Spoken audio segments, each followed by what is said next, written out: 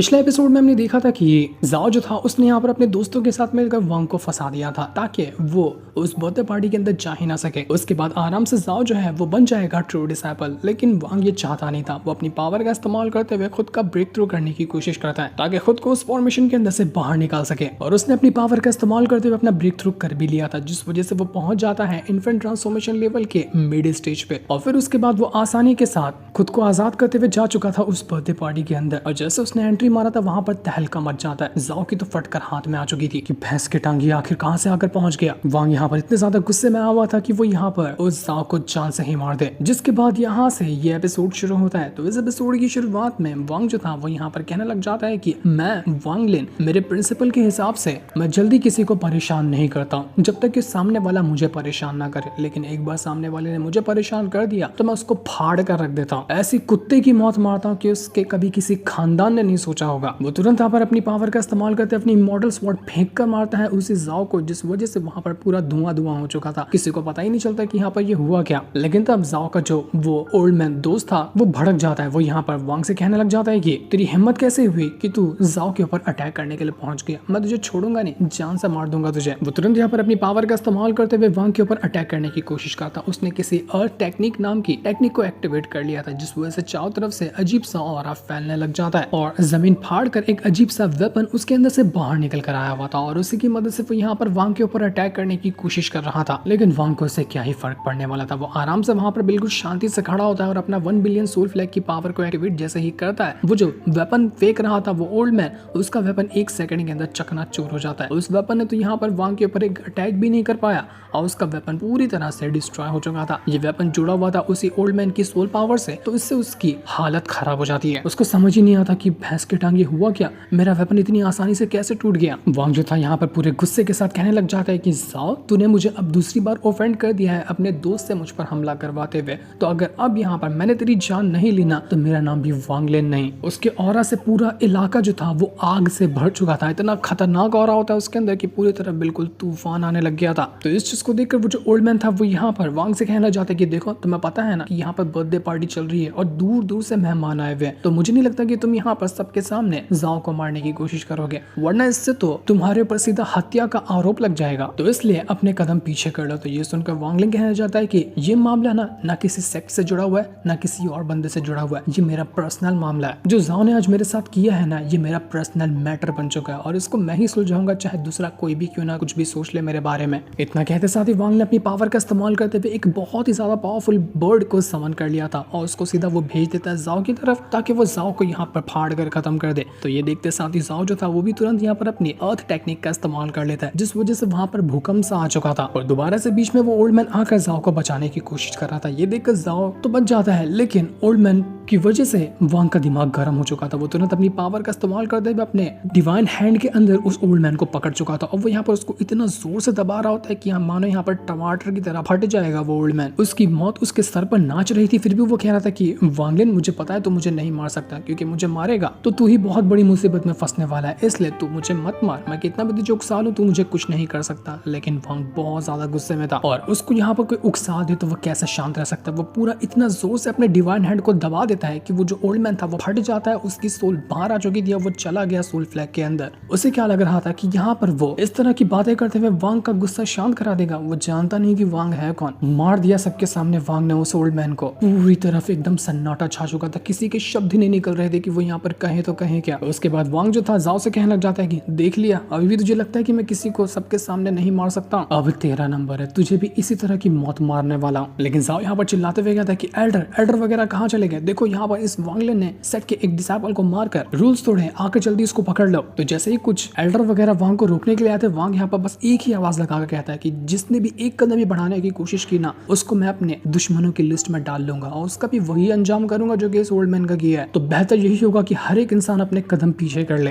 भाई साहब उसकी जो आवाज थी उसको सुनकर वो जो एल्डर यहाँ पर आ रहे थे चुपचाप जाकर रिटर्न बैठ जाते हैं कि नहीं भाई हम एल्डर है लेकिन हमें यहाँ पर पंगा नहीं लेना इस वांग लिन से। जाओ को उसकी मौत उसके सामने नजर आ रही थी। वो समझ चुका था कि नहीं कोई मुझे बचाने के लिए नहीं आएगा, जो करना है मुझे खुद से ही करना है। वो उस लड़की से मदद मांगने की कोशिश करता है, लेकिन वो लड़की कहती है कि एक बार ही तुम्हारी मदद करनी थी, हमारे हिसाब बराबर हो चुका है, इसलिए तू कल्टी मार ले, मैं तेरी मदद नहीं करूंगी। और बाईवी का तो यहाँ पर छोड़ी, तो वो तो वैसे भी हेल्प नहीं करने वाला, उसको तो पहले से गुस्सा चढ़ा हुआ है उस जाओ से। तो अब अब यहाँ पर जाओ की मदद करने वाला कोई नहीं था। वो कहने लग जाता है कि ठीक है मत करो मेरी कोई मदद, मैं अकेला काफी हूँ इस वांग लिन को मारने के लिए। इसके बाद वांग तुरंत यहाँ पर अपनी इमॉर्टल स्वॉर्ड को बाहर निकालते हुए जाकर फाइट करने लग चुका था। उसी जाओ के साथ दोनों के बीच में एक खतरनाक बैटल शुरू हो जाता है। वो दोनों अपनी पावर का इस्तेमाल करते हुए एक दूसरे के ऊपर अटैक करने की कोशिश कर रहे थे। वांग यहाँ पर अपने इमॉर्टल स्वॉर्ड को तो इस्तेमाल कर रहा था, साथ ही साथ वो वहां पर लेकर आ जाता है उस हाफ मून ब्लेड को भी। तो एक तरफ से इमॉर्टल स्वॉर्ड अटैक कर रही थी, दूसरी तरफ से हाफ मून ब्लेड भी आकर पहुंच जाती है और उसके ऊपर अटैक करने के लिए, जिस वजह से तो जाओ यहाँ पर एकदम परेशान हो चुका था कि वो किसका अटैक रोके। एक तरफ एक अटैक रोकता तो दूसरी तरफ से दूसरा अटैक आकर उसको लग जाया करता, जिस वजह से वो पूरी जगह खाली नाच रहा होता है अपने आप को बचाने के लिए। वो अपनी पावर का इस्तेमाल करते हुए सारे अटैक को रोकने की कोशिश कर रहा था, लेकिन वांग अपनी और ज्यादा पावर का इस्तेमाल करते हुए अपने अटैक को और ज्यादा स्ट्रॉन्ग बना चुका था, जिस वजह से जाओ के सारे अटैक यहाँ पर खत्म हो जाते हैं। जाओ कहने लग जाता है कि अब मेरे पास सिर्फ एक ही टेक्निक बची है, इस टेक्निक का इस्तेमाल मैं यहाँ पर इतना जल्दी करना तो बिल्कुल भी नहीं चाहता था, लेकिन मजबूरी है, इसका इस्तेमाल करना ही पड़ेगा। वो तुरंत अपनी पावर का इस्तेमाल करते हुए अपनी सबसे खतरनाक टेक्निक को एक्टिवेट करना शुरू कर चुका था। जैसे उसने इस टेक्निक को एक्टिवेट किया था, जमीन फाड़ कर एक बहुत ही खतरनाक बीस्ट स्पिरिट बाहर निकल कर आ जाती है, जो कि असल में उसी जाओ की स्पिरिट थी। ये देखकर सारे के सारे लोग हैरान रह जाते हैं। वो लोग कहने लग जाते हैं कि इसने तो अपनी डीमन स्पिरिट को बाहर निकाल लिया है, जो कि बहुत ज्यादा खतरनाक होती है। आखिर ये जाओ छुप छुपा कर सबसे ये डीमन टेक्निक का इस्तेमाल करता था, डीमन टेक्निक को कल्टीवेट करता था। कि ये वो डीमन बॉडी जो थी वो बहुत ज़्यादा खतरनाक थी, जिसने पूरी तरह से जाओ के ऊपर अपना कंट्रोल ले लिया होता है और उसकी ही पावर से वो डीमन बॉडी चल रही थी, जिसका इस्तेमाल करके वो अटैक करने की कोशिश करता है वांग के ऊपर। लेकिन वांग तुरंत अपनी पावर का इस्तेमाल करते हुए अपने 1 बिलियन सोल फ्लैग के अंदर से कुछ एंसेस्टर की जो स्पिरिट्स वगैरह होती हैं उनको बाहर निकाल चुका था और उनका इस्तेमाल करते हुए वो उन्हें भेज देता है ताकि वो उस डीमन स्पिरिट के साथ फाइट कर सके। एंसेस्टर की स्पिरिट जा चुकी थी डीमन स्पिरिट की वाट लगाने के लिए, लेकिन डीमन स्पिरिट भी इतनी कमजोर नहीं थी। उसने एक ही पंच के अंदर जितनी भी एंसेस्टर की स्पिरिट थी सबको डिस्ट्रॉय कर दिया था, जो देखकर वांग हैरान रह जाता कि अरे वाह, लगता है कि ये डीमन स्पिरिट जो है वो थोड़ी ज्यादा स्ट्रॉन्ग है, तो मुझे अपने भी और स्ट्रॉन्ग अटैक करने होंगे।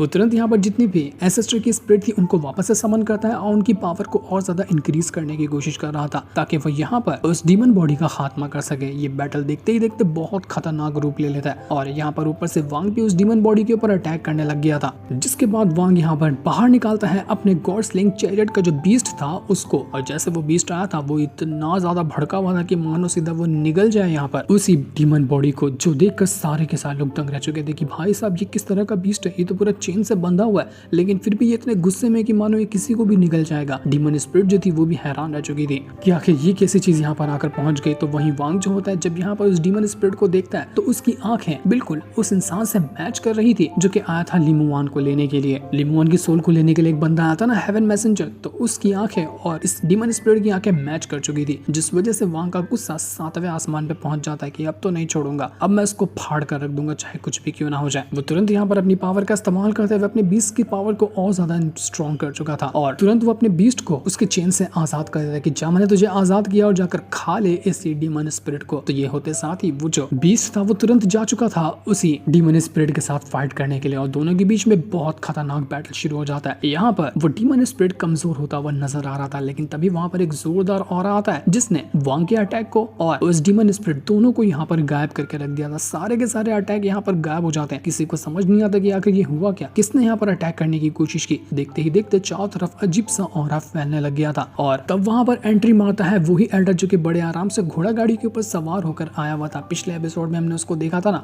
जिसने 10,000 साल की कल्टीवेशन की है, तो वही यहाँ पर आया हुआ था और उसने आकर सभी के अटैक को डिस्ट्रॉय कर दिया। वो कहने लग जाता है कि अबे यार क्यों यहाँ पर आपस में फाइट कर रहे हो तुम लोग, अच्छा भला मैं बैठ कर शराब पी रहा था, मुझे ढंग से शराब पीने भी नहीं दिए तुम लोगों ने। जो था तुरंत यहाँ पर उस बंदे के पास जाकर कहने लग जाता है कि मास्टर अच्छा हुआ कि आप यहाँ पर आ गए, वरना तो बहुत बड़ी मुसीबत हो जाती। तो यहाँ पर वो बंदा कहने लग जाता है कि देखो मुझे मास्टर वास्टर कहने से कोई फर्क नहीं पड़ेगा, तुमने यहाँ पर गलती की है उसके साथ तुम्हें मिलकर रहेगी, क्योंकि तुमने यहाँ पर एक डीमन स्पिरिट को समन किया जो करके तुमने बहुत बड़ी गलती की है और इसके सजा तुम्हें रूल के हिसाब से ही दी जाएगी, इसलिए तुम अपनी सजा खाने के लिए तुम पूरी तरह से तैयार रहना। और तुम्हें पता है तुम्हें सजा क्या मिलने वाली है, ये जो ट्रू डिसाइपल बनने का कॉम्पिटिशन होगा, सेरेमनी होगी ना, उससे तुम्हें बाहर निकाल कर फेंक दिया जाता है। अब तुम यहाँ पर ट्रू डिसाइपल नहीं बन सकते तुम्हारी इस गलती की वजह से। तो ये सुनकर जाओ कहने लग जाता है कि नहीं नहीं ये नहीं हो सकता, मैंने इतने सालों से मेहनत की है ट्रू डिसेबल बनने के लिए, आज के दिन का इतने सालों से इंतजार किया, आप ऐसे मुझे इस चीज से बाहर नहीं निकाल सकते, मेरा सब कुछ बर्बाद हो जाएगा, नहीं नहीं ये गलत है, ये मेरे साथ नहीं होना चाहिए। लेकिन वो बंदा कहने लग जाता है कि तो मेरे सवाल का जवाब देने की कोशिश कर रहा है, मैंने कह दिया ना, बस बात खत्म हो गई यहाँ पर। इस वजह से जाओ यहाँ पर शांत हो जाता है क्योंकि उसके बाद दूसरा कोई ऑप्शन ही नहीं था। लेकिन वो जो बंदा था वो यहाँ पर वांग से कहने लग जाता है कि अरे वाह यंग मैन, मैंने तेरी फाइट देखी, तूने तो मुझे बिल्कुल खुश कर दिया, तेरे पास तो ये डीमन बॉडी भी नहीं है, फिर भी तूने इस जाओ को अच्छी तरह से टक्कर दी, उसको काफी हद तक हरा ही दिया था तूने, तू बड़ा कमाल का बंदा है यार, मैं तुझसे बिल्कुल इंप्रेस हो चुका हूँ। मुझे तो लगता है कि ट्रू डिसेबल बनने की जो पोजीशन है ना वो तुझे ही मिलने वाली है, तेरे अलावा कोई हकदार ही नहीं है इस चीज का। ये सुनकर वांग भी खुश हो चुका था। वो बंदा यहाँ पर जितने भी लोग मौजूद थे उनसे कहने लग जाता है कि देखो यहाँ पर थोड़ी ना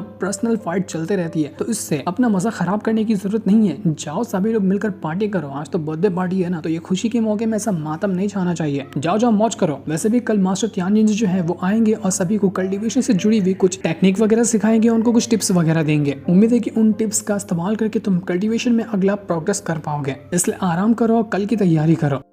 सभी के जाने के बाद वांग जो था वो तो अभी भी यहाँ पर उसी डीमन बॉडी के बारे में सोच रहा था कि आखिर वो डीमन बॉडी थी क्या, क्यों आखिर उसकी आंखें उस हेवन मैसेंजर से मिल रही थी, आखिर उस डीमन बॉडी का हेवन मैसेंजर से क्या लेना देना है, मुझे इसके बारे में जानना होगा कि आखिर ये डीमन बॉडी है क्या चीज, किस तरह की वो टेक्निक है जिसकी मदद से डीमन बॉडी बन पाती है। वांग यहाँ पर सोच ही रहा था कि तभी वहाँ पर बाईवी आकर पहुंच जाता है। वो उससे कहने लग जाता है कि वांग तुमने तो कमाल कर दिया, अब तो ऐसा लग रहा है कि यहाँ पर कंफर्म ही हो चुका है कि ट्रू डिसेबल तुम ही बनने वाले हो, तो उस कॉम्पिटिशन का इंतजार करने की क्या बात है, अभी से चलो पार्टी मना लेते ना इस खुशी के मौके पर। वहां पर वो लड़की भी मौजूद थी जो कि वांग को उस फॉर्मेशन के अंदर फंसाने की कोशिश की थी, वो भी यहाँ पर थोड़ा सा घबराई हुई होती है वांग से। तो वांग के बिना कुछ कहे यहाँ पर वो जो फॉर्मेशन था वो टेक्निक वो बहुत फास्ट तरीके से कहीं भी टेलीपोर्ट कर सकती है, ये वाली टेक्निक, और उसके पास कुछ और जो खास तरह की टेक्निक होती है उन सब का जेड बनाती है, और जेड यहाँ पर वांग को देते हुए कहती है कि मेरी तरफ से तुम इसको एक्सेप्ट करो, और मैं यहाँ पर दोबारा से तुमसे माफी मांगना चाहती हूँ जब मैंने तुम्हें फॉर्मेशन के अंदर ट्रैप किया था। उम्मीद है कि तुम यहाँ पर उस चीज को भुला चुके होगे और तुम मुझे माफ कर दोगे। बिना कुछ कहे ही यहाँ पर उस लड़की की तो अंदर से हालत खराब हुई पड़ी थी। बाकी के जितने भी लोग थे वो भी यहाँ पर वांग के पास आते हैं और उसको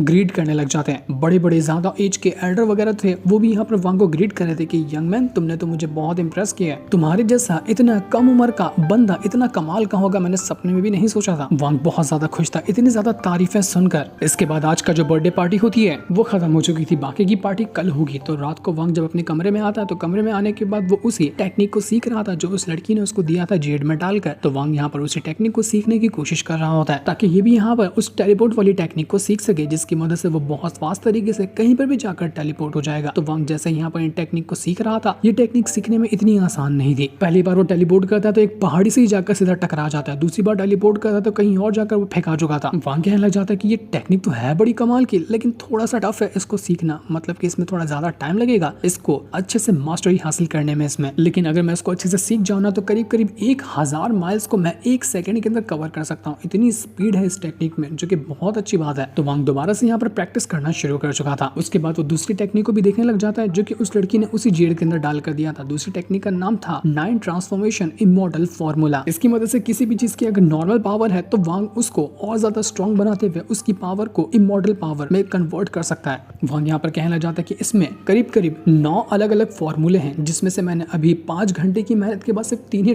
फॉर्मूले को अच्छे से सीखा है, अभी 6 और बाकी हैं। तो उनको पूरा सीखने के बाद ही मैं इस वाली टेक्निक पे मास्टरी हासिल कर पाऊंगा और उसके बाद मैं देख पाऊंगा कि ये टेक्निक किस तरह से अच्छे से काम कर दी है। तो वो यहाँ पर कुछ और देर की मेहनत करता है, अच्छे से प्रैक्टिस करता है, लेकिन प्रैक्टिस करते करते ही रात से सुबह हो चुकी थी। और उस बंदे ने कहा था कि कल के दिन जो मास्टर तियानजिन है वो कल्टीवेशन से जुड़ी हुई टिप्स देंगे। तो वांग यहाँ से जाने लग जाता है उसी सेरेमनी के अंदर ताकि देख सके कि यहाँ पर कौन कौन सी टिप्स वो जो मास्टर तियानजिन है वो देने वाले हैं। जितने भी लोग थे वो सब के सब यहाँ पर आकर पहुंच चुके थे उस टिप्स को हासिल करने के लिए, क्योंकि मास्टर तियानजिन टिप्स देंगे वो कमजोर थोड़ी ना होगी, वो बहुत अच्छी हो सकती है जिससे सभी की अंडरस्टैंडिंग बढ़ेगी। और आज का जो लेक्चर था वो दाव कल्टीवेशन पे होने वाला था, जो दाव पावर होती है उसको सिखाया जाएगा आज के लेक्चर में। पूरे के पूरे तियानजिन प्लैनेट के जितने भी लोग थे वो सब के सब यहाँ पर आ चुके थे इस लेक्चर को सुनने के लिए। और जितने भी 7 कलर के पवेलियन वगैरह हैं उन सभी के सारे डिसाइपल आए हुए थे। हर कलर का जितने भी खास डिसाइपल होता है, ट्रू डिसाइपल जो कि हर एक पवेलियन का है, वो भी आया हुआ था अपने कुछ साथियों को लेकर। और पर्पल पवेलियन की तरफ से वांग वांग आया होता है, बाईवी और जितने भी लोग थे वो सारे के सारे यहाँ पर आकर पहुंच चुके थे। जैसे वांग यहाँ पर आया था वो देखने लग जाता है कि हर कलर का जो ट्रू डिसेबल है उनकी कल्टीवेशन लेवल क्या है। तो कुछ को देखने के बाद वांग को पता चलता है कि इनमें से कुछ है इन्फेंट ट्रांसफॉर्मेशन लेवल के लेडी स्टेज पे, कुछ है मिड स्टेज पे, और कोई लोगों ने तो यहाँ पर अपना इन्फेंट ट्रांसफॉर्मेशन रैम को भी ब्रेक थ्रू करके रखा हुआ है। इसका मतलब कि जितने भी लोग यहाँ पर मौजूद है वो सभी लोग कम नहीं है। हर एक पवेलियन का जो ट्रू डिसेबल है वो काफी ज्यादा स्ट्रॉन्ग है। वांग देखकर हैरान आ चुका था कि यहाँ पर अभी इस पार्टी के अंदर जितने लोग मौजूद है ना वही लोग इतने ज्यादा स्ट्रॉन्ग है कि पूरे के पूरे सुजाको प्लैनेट के अंदर इतने स्ट्रॉन्ग लोग नहीं थे। तभी तो सुजाको प्लैनेट का इस कैनन प्लैनेट से कोई लेना देना ही नहीं है। आसमान जमीन का फर्क है दोनों के अंदर। जिसके बाद देखते ही देखते घंटी बजती है और यहाँ का लेक्चर शुरू होने वाला था। लेकिन यहाँ पर लेक्चर में मास्टर तियान्यू जी क्या सिखाने वाले वो अभी हमें इस एपिसोड में नहीं बताया जाता, जिससे इनको दिखाते साथ ही ये वाला एपिसोड यहीं पर एंड हो जाता है। Thanks for watching.